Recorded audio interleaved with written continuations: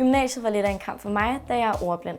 På tandklinikassistentuddannelsen har jeg opdaget, at jeg kan opnå meget mere ved at bruge mine hænder og lære gennem praksis.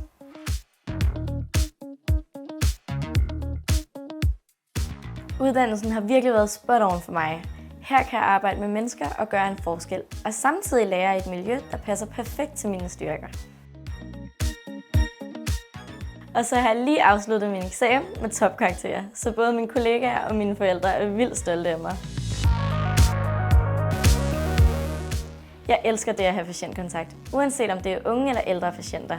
Det betyder meget for mig, at de føler sig trygge og har det godt.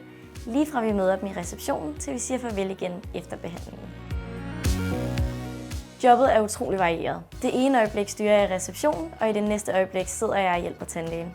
Her trives jeg med de tekniske udfordrende opgaver, som når vi laver implantater, kroner med videre.